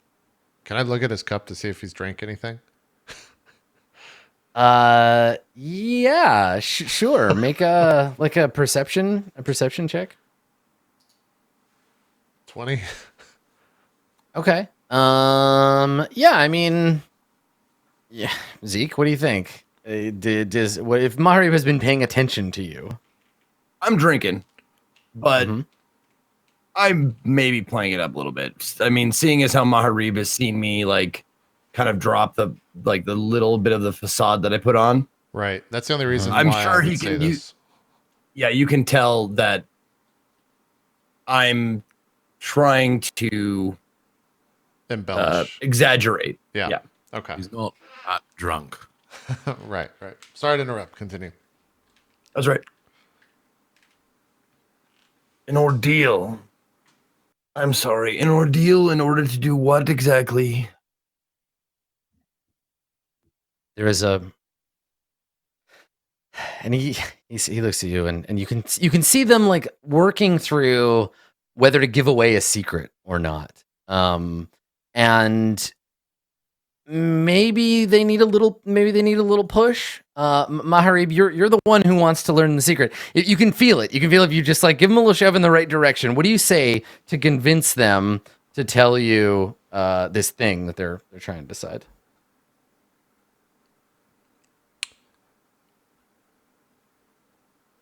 I think, and the only reason why this is a bigger deal is because the entire time I've referred to Yolta as a elephant man. So I think I say, if you can not trust the holy Gaja, who could you trust this secret with? Yota, do you play along? Do you want to help? Yes, of course. I know. I Okay, mean, I can sense what he's getting at, and Okay. I look at him, and I say, there are many things that my kind are known for. One of which, trustworthiness.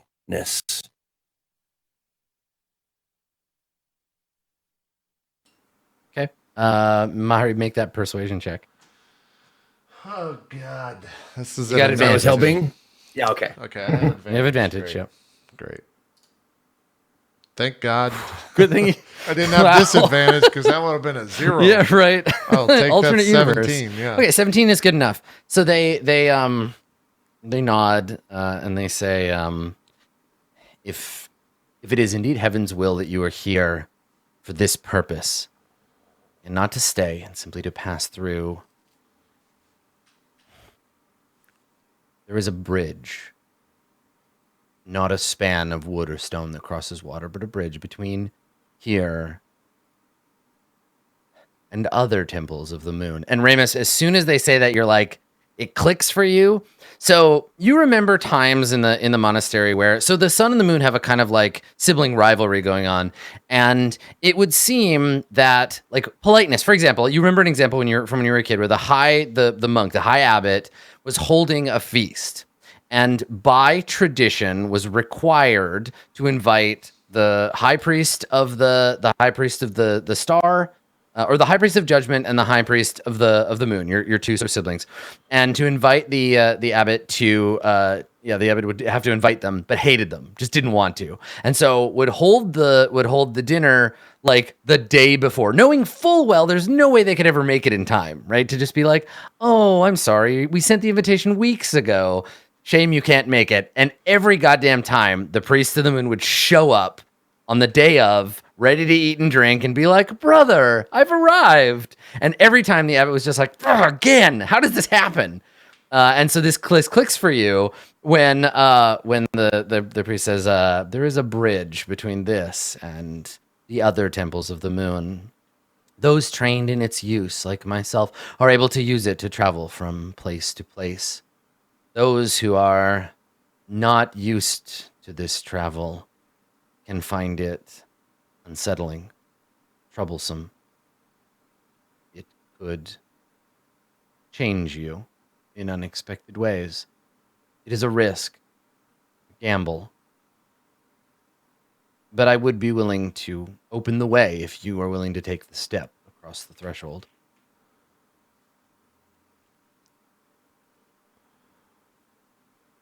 That is quite a boon for someone getting nothing in return.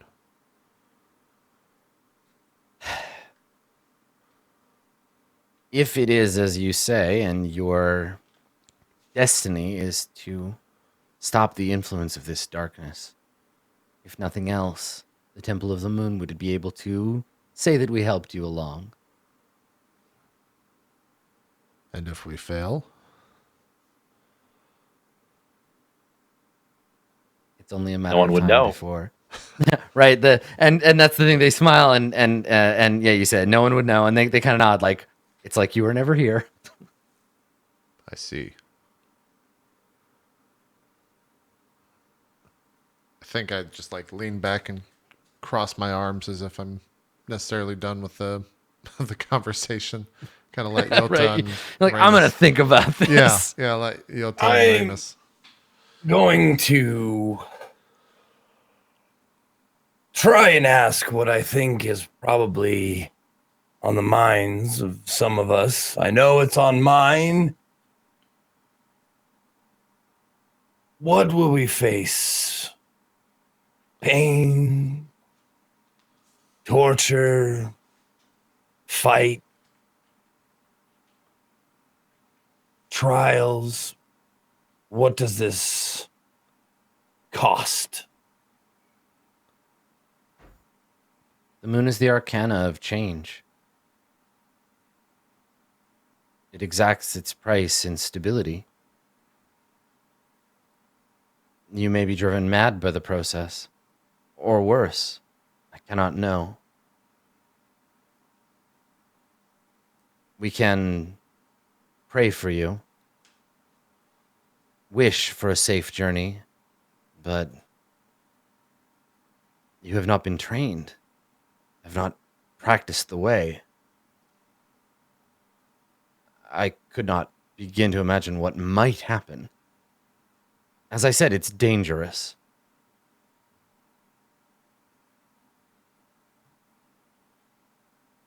Well, I, for one, thank you for clearing all of that up for us.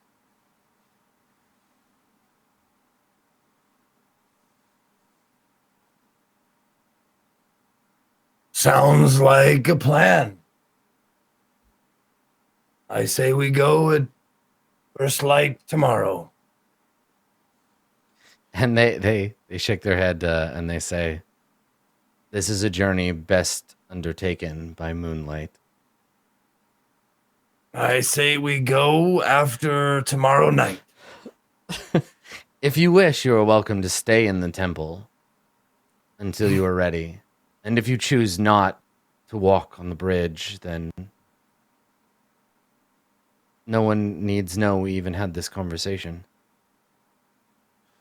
I lean back into the table and uncross my arms. I understand how we will get there. How do we get back?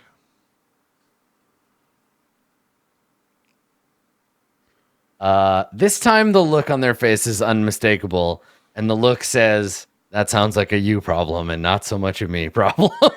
This journey is one directional. I understand. The ritual to open the way requires monks with practice, chance of certain magical power. When you arrive, you will have to explain to the other priests how you came to use the gate.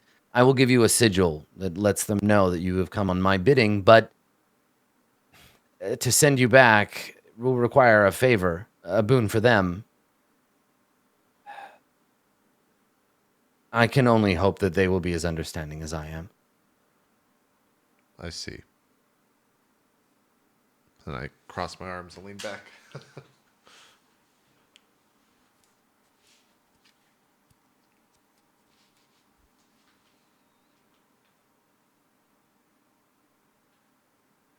All right. So you, I think there's a moment of like, whew, well, this got like intense fast. Saisei stands and says, I had hoped to entertain my guests with conversation and with song, with wine, and now I find my appetite somewhat diminished. If you are to take the bridge, I must begin my preparations now. Think on it. I will begin what I must begin. And they bow, and you can see they're like shaken. Something's going on like with them, and they bow, and they turn, and they look at the dwarf who is playing this instrument, and they say bring them with them, like, please. And she stops, plays like a last chord on the lyre, clutches it to her chest, and like bows to you. And then the two of them walk away.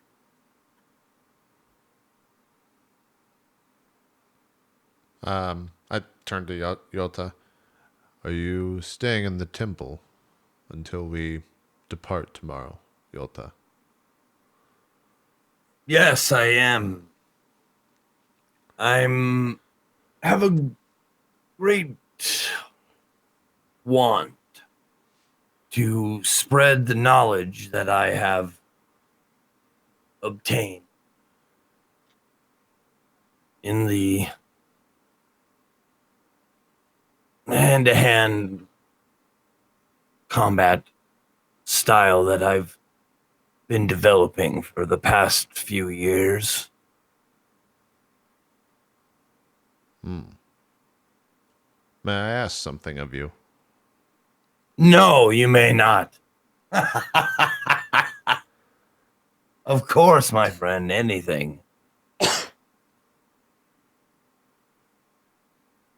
I am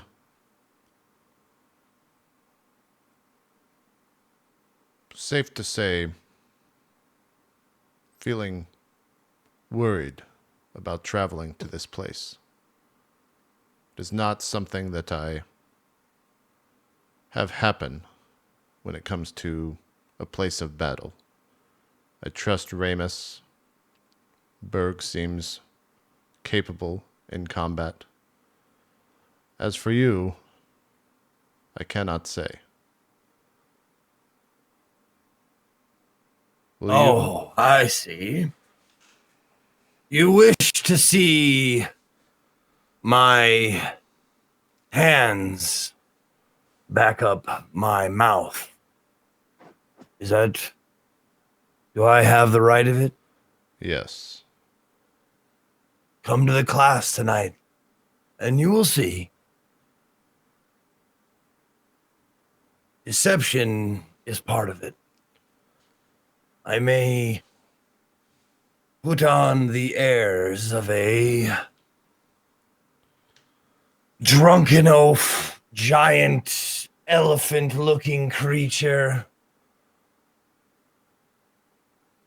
But I guarantee you, my friend, not everything is what it seems.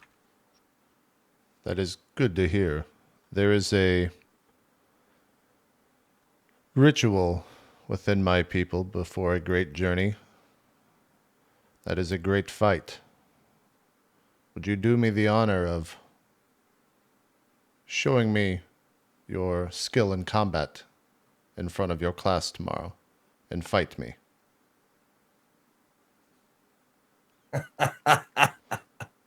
Bum, bum, bum, bum, bum, bum, bum, bum, bum.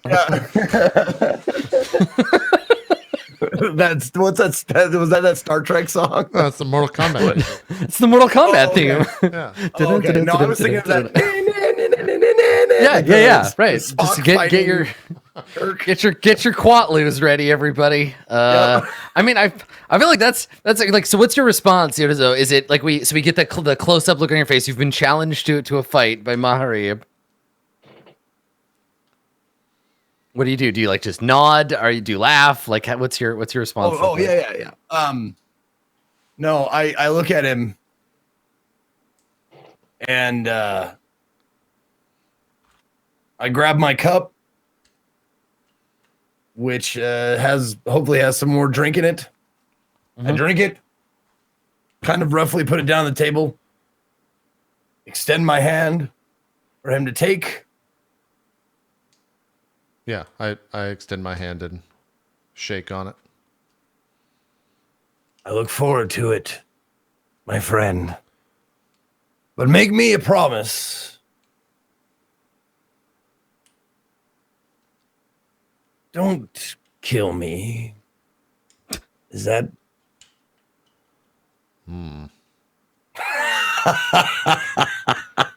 It is usual that someone dies, but I can make an exception. Among my people, someone has to be killed. That's the rule. For this, I will make an exception. It is not. I'm not with my people. Very well. And I shall not kill you either. Very well. We meet in the training hall when the moon is at its highest point. I will see you tonight. Yep. I think I stand up and say, I must prepare. And I start to exit the temple. That's probably where we'll take our And break. then as he's going, I don't actually say it to him. This is just under my breath. I grab my big jug and go, so must I. I just love the idea that Mahari, when Yota is like, I won't kill you either, the look on your face is like, I fucking wish you'd try. Yeah. Like, come on. Yeah. Oh yeah, you'll try not to, huh? All right, we'll see about that. I'm into it. Cool. All right, let's take a break. We still got another portion of the show. 2 more hours to go here on, I think it's episode 96 of Court of Swords. It is. Yep. Okay, cool. Yeah, so we will continue with more Court of Swords right after this. And if you're watching on YouTube, we'll see you in 2 days. We'll be right back.